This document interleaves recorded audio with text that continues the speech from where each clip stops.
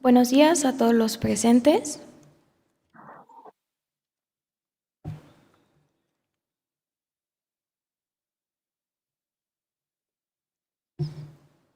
Les damos la bienvenida a la conversación La militarización de la seguridad, sus víctimas y denunciantes. Gracias a su presencia, tanto a los ponentes como a los moderadores y a ustedes, por supuesto que la práctica es para todos. Doy el uso de la palabra a la moderadora Vanessa Robles Aguilar. Hola, buenos días a todos y todas. Espero que estén muy bien y que se unan más personas a este conversatorio que es muy, muy importante para ustedes, puesto que veo que la mayoría es muy joven. Bienvenidos y bienvenidas. Vamos a tener una plática ahora que está dentro de este dúo de conversaciones que se llaman La militarización de la seguridad, sus víctimas y denunciantes. Fíjense que para mí es un honor estar aquí hoy porque vamos a platicar con una de estas personas que ha vivido de manera muy cercana la militarización de la seguridad en México. Ayer iba caminando cerca del parque de mi casa y de pronto me encontré un letrero, porque ha habido muchos asaltos, igual que en el resto de la ciudad, y muchos robos y cristalazos y esas cosas. Me encontré un letrero que pedía que los militares llegaran a cuidar la colonia. Yo creo que es muy fácil, ante esta amenaza que sentimos todos los días, pedir este tipo de soluciones, ¿no? Que vengan los militares y todos se ponen en paz y que les corten las manos a quienes roban y etcétera, etcétera. Pues hoy vamos a ver qué tan cierto es esto y cuáles son las consecuencias de que esto, es decir, la militarización de la seguridad, llegue a nuestras colonias, a nuestras comunidades y a nuestras ciudades, como ya está ocurriendo. Para mí es un honor estar aquí porque me toca platicar este día con María de Jesús Alvarado. Porque ella es mujer, como la mayoría de las personas que luchan contra las desapariciones en este país, y me atrevo a decir que en el resto del mundo, porque es mujer y por su valentía ante la infamia. María Alvarado, junto con su familia, es un caso de ejemplar de desgracia, pero también de lucha. El 20 de diciembre de 2018, hace un poco más de 3 años, la Corte Interamericana emitió una sentencia condenatoria contra México, escuchen eso, contra México, por distintos hechos violatorios a partir de la desaparición de 3 familiares de María, de la Güera Alvarado. Las desapariciones ocurrieron el 29 de diciembre de 2009, un poco después de Navidad, en el ejido Benito Juárez, del municipio de Buenaventura, en Chihuahua. Si ustedes pueden ver ahorita en sus Googles, yo hace rato lo hice para ver dónde está este municipio, este ejido, pues veremos que es un lugar muy, muy, muy cercano a la frontera con Estados Unidos en el norte de Chihuahua. Pues el 29 de diciembre de 2009 desaparecieron un grupo de 10 personas militares en un coche de civiles. Desaparecieron primero a Anitza Paola y a José Ángel. Venían llegando a su casa, los interceptaron y se los llevaron. Y minutos después fueron a su casa por Rocío Irene Alvarado, quien desapareció de la misma forma. Esto ocurrió dentro de una estrategia de militarización. Ustedes recordarán que en 2006 el presidente Calderón encontró, no sabemos quién se lo dijo, pero que la mejor forma de acabar contra el crimen organizado en México era sacar al ejército a las calles, de los pueblos, de las comunidades más pequeñas, de las ciudades, a las carreteras. Y bueno, esta plática me gustaría dirigirla en 3 momentos con la Güera. Uno es lo que ella y su familia han tenido que pasar desde ese 29 de diciembre. Otro es lo que han logrado ella y su familia en instancias internacionales como la Corte Interamericana y para qué sirve. Y otra, ¿cuáles son los riesgos de la militarización en la seguridad pública para las personas que todavía estamos aquí? ¿Por qué las personas que todavía estamos aquí? Porque María Alvarado en este momento ha tenido que salir de México y buscar asilo en Estados Unidos ante el acoso que ha sufrido ella y su familia por las denuncias que han hecho. Pues muchísimas gracias, Güera, por estar aquí. Muchísimas gracias. Y me gustaría que tenemos un auditorio más o menos lleno de personas muy jóvenes que seguramente o muy probablemente están un poco, que no conocen también el caso. Me gustaría que me dijeras de manera muy breve qué es lo que pasó con tu familia, qué pasó con Nitza Paola, con José Ángel y con Rocío Irene. ¿Cómo ocurrieron las cosas aquel 29 de diciembre? Gracias. Muy buenos días, un cordial saludo a todos ustedes y gracias por invitarme a participar en este foro. Les agradezco grandemente. Bueno, pues voy a relatar cómo fueron los hechos de la desaparición. Como ya mencionaron, el 28 de marzo del 2008 fue cuando inició en México el operativo conjunto Chihuahua, ¿verdad? Fue cuando el presidente Felipe Calderón lanza la guerra, llamada guerra contra el narco. Entonces, mi hermana Nitza y mi primo José Ángel vivían en Ciudad Juárez. También yo ahí vivíamos en Ciudad Juárez, pero somos originarios del ejido Benito Juárez. Entonces nosotros trabajábamos en Juárez, vivíamos en Juárez, pero el resto de la familia Alvarado, mis abuelos, mis tíos, se encontraban en el ejido Benito Juárez. La familia Alvarado siempre ha sido muy, muy unida. Nos reuníamos en el pueblo para celebrar fechas importantes como 10 de mayo, fechas de Navidad, Día de Muertos, y eran las reuniones familiares siempre en el pueblo, en ejido Benito Juárez. Ese diciembre del 2009, Ciudad Juárez ya se encontraba, el estado de Chihuahua ya se encontraba militarizado. Ya se había lanzado esta guerra contra el narco, ya tenía el control el ejército de los poblados, de las ciudades, ya estaba haciendo tareas de seguridad pública. Entonces, en ese diciembre del 2009 acudimos a pasar las fechas de Navidad y Año Nuevo en el ejido Benito Juárez. Recuerdo que pasamos juntos la Navidad, 25 de diciembre, pero ya no pudimos estar todos juntos para Año Nuevo.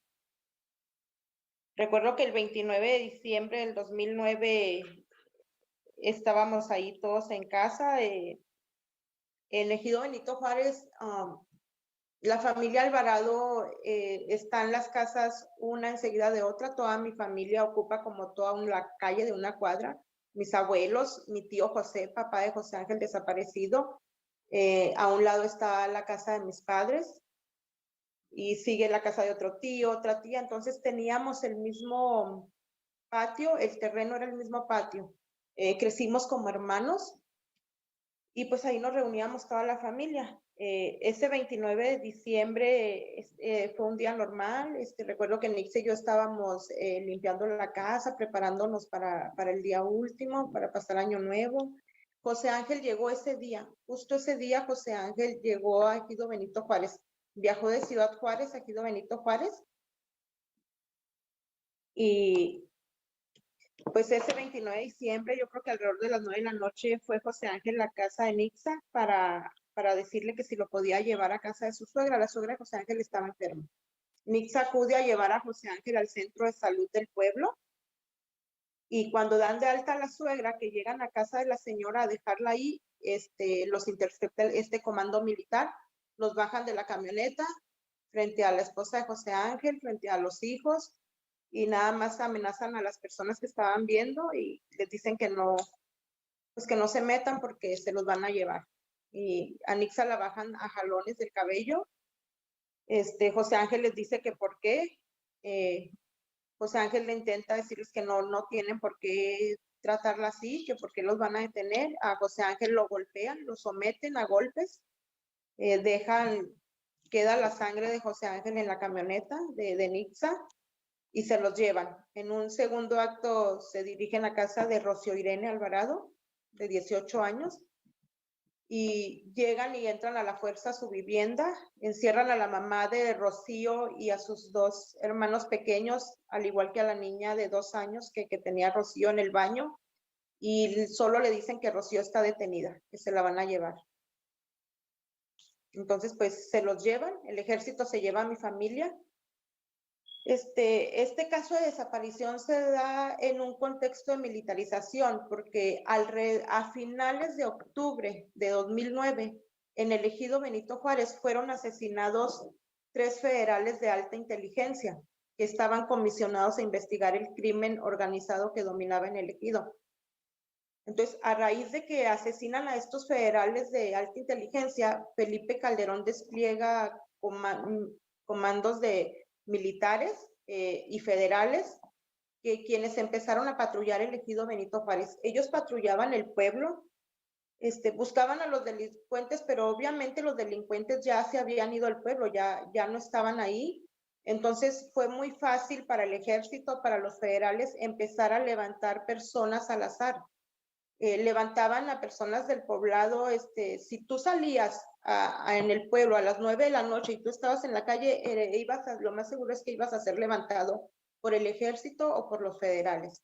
Ellos empezaron a levantar a estas personas al azar. Recuerdo que tenían un camión grande que le llamaban el Rino, los federales, y ahí los subían y empezaban a torturarlos. Empezaban para obtener información de las personas del crimen. Entonces, en este contexto se da la desaparición de Nixa, de Rocío y José Ángel. Yo recuerdo haber visto en el ejido Benito Juárez los helicópteros en el pueblo del ejército y desplegados en la plaza del pueblo. Recuerdo cómo entraban a las escuelas con las armas y sacaban a todos los niños de clases y entonces empezaban a decir que pasáramos por los niños porque el ejército estaba buscando criminales, pero los estaba buscando dentro de las escuelas. Entonces era mucho el miedo que había. El actuar del ejército era, pues, se empezaron a dar levantones, empezaron a desaparecer personas, empezaron a torturar. Y nosotros decidimos, después de todo esto, denunciar. En un primer momento recuerdo que Jaime Alvarado, hermano de José Ángel, y mi tío José Ángel, padre de José Ángel, desaparecido, siguieron al comando armado. No lograron alcanzarlo, era noche, apagaban las luces, se los llevaron por brechas, no por carretera. Entonces era muy riesgoso que ellos continuaran intentando alcanzar al ejército para decir por qué se llevaban a Nixa. No lo alcanzamos, solo vimos que el ejército salió con rumbo a la ciudad de Chihuahua, pero era para la ciudad de Nuevo Casas Grandes, Chihuahua. Nosotros no teníamos idea de dónde eran esos militares, si eran de Ciudad Juárez o si pertenecían a un batallón de Ciudad Chihuahua, no sabíamos de qué batallón eran, entonces sí los siguieron y se aseguraron qué rumbo llevaban. Y con ese rumbo decidimos seguir nosotros para hacer las denuncias. Entonces acudimos inmediatamente ese día a la presidencia de Ejido Benito Juárez, se denunció la desaparición. El comandante de la presidencia pues nos dijo que teníamos que ir a Buenaventura, que es el municipio al que corresponde el ejido y es donde estaba el Ministerio Público. Al día siguiente ya estábamos en ese Ministerio Público de Buenaventura denunciando que el ejército se había llevado a mi familia. De ahí nos mandaron a Nuevo Casas Grandes, llegamos después de que se llevan a Nixa y a Rocío a las 9 de la noche, a las 5 de la mañana, vienen agentes de la Agencia Estatal de Investigaciones de Nuevo Casas Grandes a levantar la camioneta de Nixa. Entonces yo les decía que por qué se llevaban la camioneta, si la camioneta era mía, yo tenía el título, yo estaba acreditando el vehículo y ellos me decían que se lo tenían que llevar porque era una investigación que ellos tenían que hacer. Se llevan el vehículo y sale del ejido Benito Juárez patrullado por el ejército. Y este vehículo fue depositado en la Agencia Estatal de Investigaciones de Nuevo Casas Grandes. Cuando acudimos ahí a que nos regresaran la camioneta, lo único que decían los funcionarios era que no podían regresar la camioneta porque era una investigación del ejército, que el ejército la había dejado ahí, que no había un acta, no había cargos de la camioneta, no tenían nada porque el ejército llegó y la dejó ahí y ellos con el ejército no se metían. Entonces no nos entregaban tampoco la camioneta. Y ahí empezó todo denunciar. De ahí no nos hacían caso. Recuerdo que pasamos el día último, Año Nuevo, nosotros dormíamos en los carros, la familia Alvarado, dormíamos en 3 vehículos, la familia de José Ángel, la familia de Rocío y de Nitza, y dormíamos ahí en los carros día y noche con la esperanza de ver si los sacaban del cuartel militar del 35 Batallón de Infantería en Nuevo Casas Grandes. No tuvimos respuesta, era tanta la presión que la familia hacía día y noche. Y en el batallón recuerdo que nos corrían, nos decían que ellos no detenían personas, que el ejército no los había levantado. Pero sin embargo, cuando pusimos la denuncia en el Ministerio Público de Buenaventura, recuerdo que Aarón Enríquez Duarte, que era el Ministerio Público, nos dice, sí tengo un oficio de que el ejército iba a hacer estas redadas en el ejido Benito Juárez y tengo conocimiento de que sí los detuvo, entonces voy a girar un acta para que me los pongan a disposición, al igual que la camioneta, y ya me comunico con ustedes. Pues eso era lo que legalmente se tenía que hacer, no pasó. El ejército nunca los puso a disposición. Entonces, pues nosotros seguíamos denunciando, seguíamos yendo al batallón, exigíamos hasta que llegó un momento que tomamos fotos de la camioneta y decidimos hacerlo público, porque yo decía, van a desaparecer la camioneta y van a decir que ellos no fueron. Entonces, era tanta la insistencia de la familia de estar día y noche ahí hasta que un funcionario, un ministerio público de homicidios me dice que pues vamos a pasar Jaime Alvarado y yo a hablar con él, nada más nosotros, porque ya después de esto, ya de 2, 3 días de estar ahí, ya ya ni siquiera nos dejaban entrar a las instalaciones de la Agencia Estatal de Investigación. Después de tomar las fotos a la camioneta, ya nos pusieron un guardia de seguridad que no nos dejaba pasar. Entonces, esa vez ese Ministerio Público de Homicidios dijo, voy a hablar con ustedes dos, nada más ustedes dos van a entrar. Y yo recuerdo que nos mostró un parte informativo y lo leímos Jaime y yo, Jaime Alvarado, hermano de José Ángel, y decía que se había llevado a cabo este operativo en ejido Benito Juárez por parte del ejército y que se había llevado a cabo, que había estado a cargo y daba la orden era el fuego José Luján Ruiz, coronel de infantería del 35 Batallón de Nuevo Casas Grandes, y él ordenaba la detención de estas personas. Entonces, yo leo esa parte, no nos quiso dar copia a este Ministerio Público, solo nos lo aprendimos Jaime y yo, y dijimos, tenemos que aprendernos este nombre porque este coronel es quien dio la orden. Y pues así fue como, ya cuando fuimos al cuartel y dijimos, venimos en busca del coronel Luján, porque es el responsable de la desaparición de mi familia, entonces ya no nos corrieron, ya simplemente me dijo, pasa, espera aquí, dame tus datos. Yo acuerdo que Jaime y yo pusimos nombre, teléfono, todos nuestros datos y nos dijeron que iban a preguntarle al coronel. Nos dejaron ahí en la caseta de vigilancia como alrededor de media hora. Regresaron y nos dijeron pues que el coronel no estaba, que el coronel había salido, pero que si ellos, que le iban a preguntar cuando regresara y nos hablaban para avisarnos qué había pasado. Nunca nos llamaron, al día siguiente volvimos a ir al cuartel Y pues nos dijeron que no, que el coronel dijo que él no levanta personas, que ellos no habían hecho ningún operativo, ellos negaban todo. Entonces la familia decidió venir a Ciudad Juárez, hicimos todas las denuncias ante PGR, ante Comisión Nacional de Derechos Humanos, ante la Fiscalía del Estado. Y hubo, en este caminar, en estas denuncias, fue todo muy rápido, porque ellos desaparecen el 29 de diciembre, pero para el 6 de enero del 2010 ya se habían hecho todas las denuncias ante todas las instancias, ante todas las autoridades que se tenían que hacer. Ya se había hecho ya habíamos interpuesto hasta un amparo, porque decíamos, ellos no andan mal, ellas son personas de bien, Nixa, Rocío y José Ángel, o sea, no tienen por qué detenerlos, van a ver que ellos no son criminales y los van a dejar libres, pero no fue así. Entonces regresamos al poblado, empezamos a recabar testimonios de gente que vivía en el mismo pueblo, que ya había sido levantada, que ya había sido torturada, y nos decían, no, pues es que nada más te levantan, te torturan, te preguntan por los del crimen, y 2, 3 semanas te tiran en la orilla de la carretera enredado en una cobija.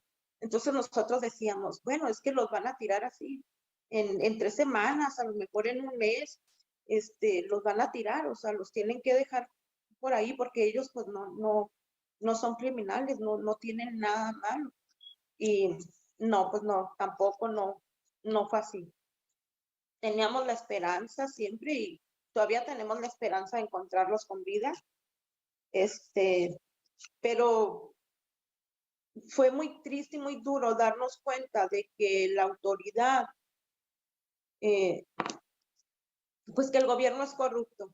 Creíamos que al denunciar, creíamos que al tener el nombre de los responsables, el gobierno iba a hacer algo. Decíamos, ya sabemos quién es el coronel, ya sabemos quiénes están involucrados, ya, pero no era así. Cada vez que acudíamos a denunciar, en fiscalía, para empezar, nos decían que no podíamos poner una denuncia por desaparición, que solo era como una persona ausente o extraviada.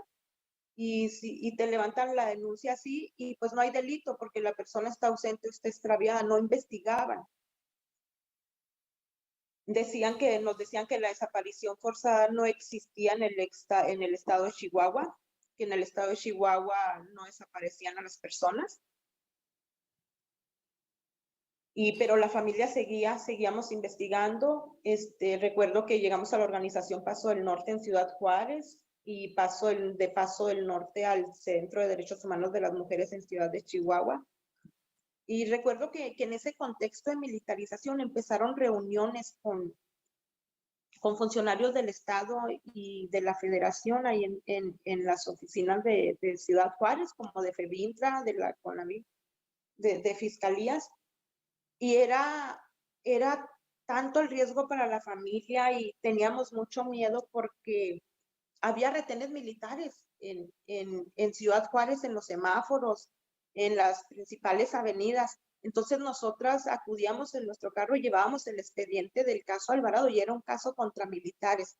Recuerdo que cuando íbamos a pasar un retén siempre pues teníamos miedo, escondíamos el expediente, escondíamos las hojas debajo del tapete, el asiento, que no vayan a ver que somos los que los estamos denunciando porque pues nos van a desaparecer. María, te voy a interrumpir un poco. Además de este miedo, ustedes también sufrieron acciones de acoso y empezaron las autoridades una campaña de desprestigio contra tu familia, lo que es común también aquí. Mucha gente nos hacen, digamos que como ciudadanos y ciudadanas, justifiquemos y dispensemos la desaparición de personas con un discurso de, ay, pues andaban en algo, ay, si era sobrino de no sé quién, vendía anfetaminas. Y es muy fácil que ante esta crisis de inseguridad nos podamos creer estas versiones. Porque además quienes las hacen circular tienen dinero, tienen medios de comunicación, tienen una maquinaria que no tienen las familias. A ustedes, después de todo esto que nos está relatando, y te interrumpo ahora que estás hablando de el miedo que sentían solamente con ver un retén, después vino una campaña de real acoso y de desprestigio contra tu familia. ¿Nos puedes hablar en un momento de esto, por favor? Sí, así es. Recuerdo que en enero del 2010, 7 de enero del 2010, ya nosotros, la familia ya había y las organizaciones ya habían logrado una reunión en la 5ª zona militar en la ciudad de Chihuahua. En esa reunión estuvo Felipe de Jesús Espitia, quien era el general que comandaba el operativo conjunto Chihuahua. Estuvo Élfego José Luján Ruiz, coronel del 35 Batallón de Infantería y responsable de la desaparición de los Alvarado. Y estuvo Carlos Sergio López Rubalcaba, de la Derechos Humanos de la Sedena, Secretaría de Defensa Nacional de la Ciudad de México. En esta reunión les explicábamos, les decíamos la familia y los representantes tanto a Espitia como a Carlos Sergio, qué había pasado con mi familia. Les relatamos todo este caminar, todo esto, cómo sucedieron las cosas, y llegó un momento en que en la reunión ellos pidieron 5 minutos y se reunieron aparte. Entonces ya regresan y dicen que, pues que lo único que ellos tienen que decir es que María Jesús Alvarado Espinosa, yo tengo antecedentes penales por robo a casa habitación, que Nixa y José Ángel se dedicaban a robar vehículos. Entonces, esto fue cuando ya la familia fue duro darnos cuenta, dijimos, no van a hacer nada. O sea, nuestra esperanza era decir, aquí está Spiti, aquí está Luján, aquí están los responsables, o sea, ellos tienen que decirnos qué hicieron con ellos, dónde están, pero no, o sea, lo que hicieron fue decirnos que éramos delincuentes. A partir de ese momento, ¿qué pasa? Ustedes finalmente acaban saliendo del país con muchísimo miedo, dejan su tierra, su vida, su trabajo, sus querencias que tenían ya. Y si nos puedes relatar un poco el proceso donde se separó a las tolochitas, por favor. Sí, después de denunciar y todo esto empezaron las amenazas, los hostigamientos por parte de las autoridades del ejército. Entonces, en 2010, como agosto del 2010, nosotros abandonamos Chihuahua, tuvimos que mudarnos a otro estado, a Sonora, y en 2013 ya fue cuando tuvimos que pedir asilo político a Estados Unidos, porque seguían las amenazas por parte del gobierno.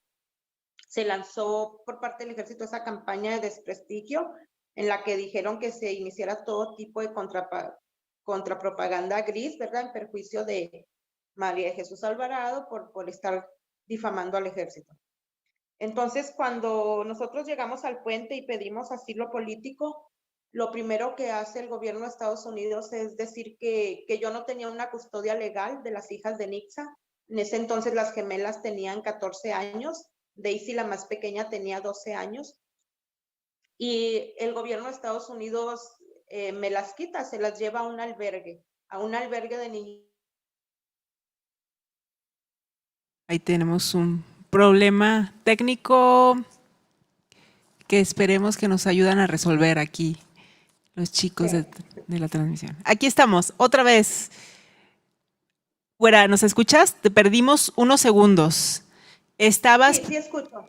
Estabas platicándonos que te dicen, es tanto el acoso contra la familia que te dicen que tú no tienes la custodia sobre las hijas de Nitza. Sí, entonces se las llevan a un albergue, de estos albergues a los que llevan aquí en Estados Unidos a los niños migrantes, los niños no acompañados, pero no nos dijeron nada. En un primer momento duramos 2 días detenidos en el puente. Recuerdo que a mi esposo se lo llevaron a un centro de detención. Los hombres siempre son detenidos. Se lo llevaron a un centro de detención. A las hijas de Nixa fueron por ellas y se las llevaron. No me dijeron a dónde.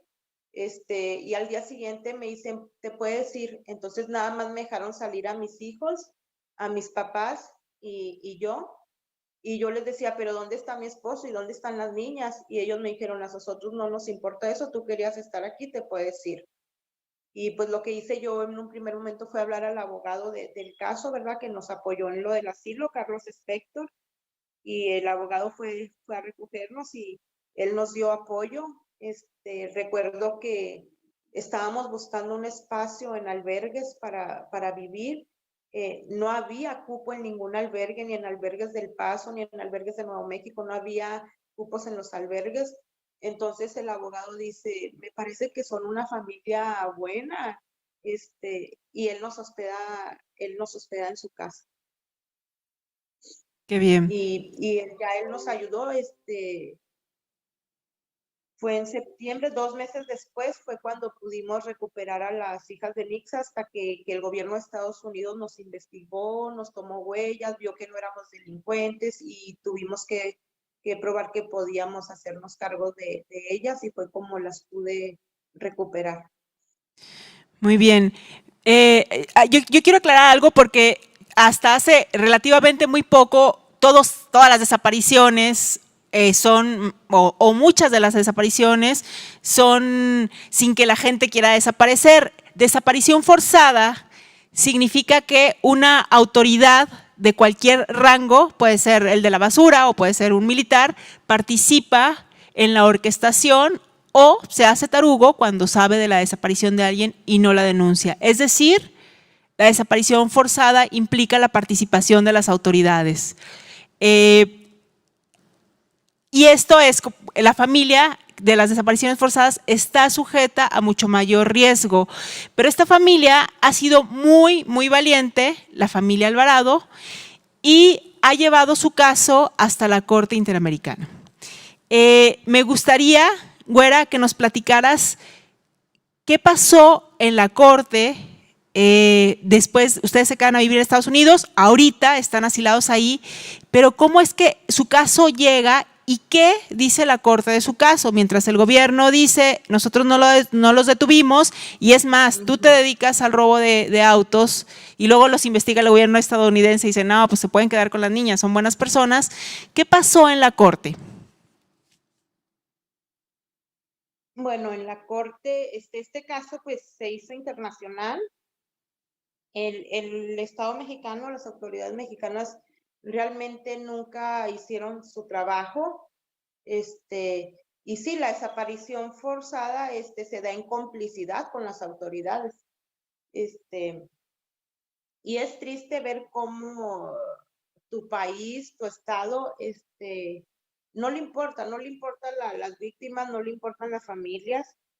Y para nosotros fue una satisfacción grande llegar a la Corte Interamericana, porque cuando en nuestro país se nos negó todo, cuando en nuestro país las autoridades nos agredieron, no nos creyeron, protegieron a los criminales, en este caso al ejército, y esto continúa. Entonces, lograr una sentencia en una instancia internacional que dice que le da credibilidad a los testimonios de las familias, a las denuncias que se hicieron, y que sale una sentencia condenatoria para el Estado mexicano en la que se dice que efectivamente el ejército es el responsable de desaparecer a la familia Alvarado. Entonces fue un logro grande, una satisfacción grande, porque lo que en tu país se te negó, te lo está dando una corte internacional. Creo que eso es un logro para la familia, pero sí como una vergüenza para México. ¿Se ha cumplido esa? Se muestra la ineptitud, la incapacidad de que tiene el Estado mexicano para resolver un caso de desaparición forzada, porque protege a los militares. ¿Y se ha cumplido esta sentencia? ¿En qué va ahorita esta sentencia, Güera? Pues esta sentencia es una forma de reparación, ¿verdad? Y ha sido fundamental porque en esta sentencia se da en el contexto de militarización que está viviendo el país. Entonces, aquí quedan plasmadas las graves violaciones a derechos humanos que se cometen por las Fuerzas Armadas. Entonces, en esta sentencia dice que el Estado mexicano tiene que adoptar medidas de no repetición. O sea, no puede las Fuerzas Armadas realizar labores de seguridad pública. Y también dice que tienen que recibir una capacitación en derechos humanos. Pero yo entiendo que el ejército está preparado, pues para atacar al enemigo, para defender a la nación, pero no puede estar en las calles haciendo trabajos de seguridad pública, trabajos de la autoridad civil, creo que no es, porque el ejército ha cometido graves violaciones a los derechos humanos y la prueba está con hay las instancias internacionales que han dicho, o sea, sigue el aumento de homicidios, sigue el aumento en desapariciones, sigue el aumento de tortura. Entonces, todo esto aumenta cuando las Fuerzas Armadas tienen el control. Muy bien. El gobierno federal actual ha hecho protagonista al ejército, a las Fuerzas Armadas, en distintos ámbitos que las hacen parecer heroicas, ¿no? Reparten vacunas y al mismo tiempo ha emitido un decreto donde la intervención de la Guardia Nacional, fíjense, no es excepcional, es decir, no se necesita una guerra ni temporal ni limitada. ¿A qué reflexión, por último, güera, porque se nos está corriendo el tiempo, qué reflexión te invita a hacer este hecho? Es decir, hay una sentencia que dice no puede haber ejércitos en tareas de seguridad pública, pero ahí está el ejército. ¿Qué reflexión podemos hacer después de un caso como el tuyo y de lo que está ocurriendo, de hecho, en el país? Es decir, el ejército sigue patrullando las calles. Yo creo que debemos de unir esfuerzos de seguir pronunciándonos en contra de que el ejército tenga el control, ¿verdad? De que el ejército esté en las calles, porque aquí está documentado en la sentencia cómo aumentan las violaciones a los derechos humanos, cómo el ejército nos agrede en vez de defendernos. Entonces creo que esto ha sido un cinismo permanente, porque esto se inició en el periodo de Felipe Calderón en 2006 y hasta el día de hoy sigue vigente con el presidente López Obrador. En 2010, yo recuerdo haber estado en la Ciudad de México cuando López Obrador todavía no era presidente, cuando tenía su oficina que no reconocía que había perdido y decía presidente legítimo de la Ciudad de México. Entonces, recuerdo que él en la plática que tuvimos nosotros con él también decía que no tenía que tener, él estaba en contra de esta guerra contra el narco que había lanzado Felipe Calderón, y hoy veo al presidente de la República haciendo lo mismo. O sea, es este cinismo permanente, es el mismo actuar, sigue negando que los militares son los responsables, siempre ha hecho creer que fue el crimen organizado quien los desapareció y no el ejército, y creo que en este caso la principal y más trascendental es la línea de investigación del ejército. O sea, si no se castiga a los responsables, estas violaciones graves van a seguir, estos hechos se van a seguir repitiendo. Creo que este gobierno está haciendo lo mismo. Creo que todo esto es una simulación ante las instancias internacionales de que está haciendo bien las cosas, porque uno es el discurso, pero otra es la práctica, y lo estamos viendo. Muy bien, pues déjame decirte que nadie del auditorio se salió escuchándote y además llegaron otros, lo cual me da muchísimo gusto. Pues te agradezco muchísimo, de verdad, de todo corazón, desde el ITESO, desde el Sistema Universitario Jesuita y desde el Centro Universitario por la Dignidad y la Justicia Francisco Suárez, SJ. Te agradecemos muchísimo tu presencia aquí. A mí me gustaría invitar a las personas que están acá a que le den un aplauso de ánimo, de aliento y de solidaridad a la güera.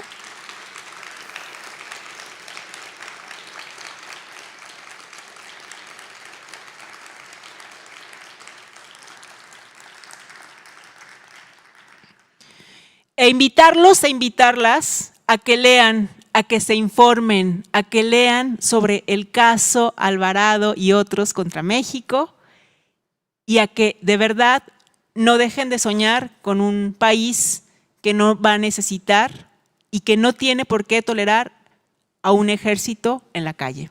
Muchísimas gracias. Gracias, güera. Gracias a ustedes.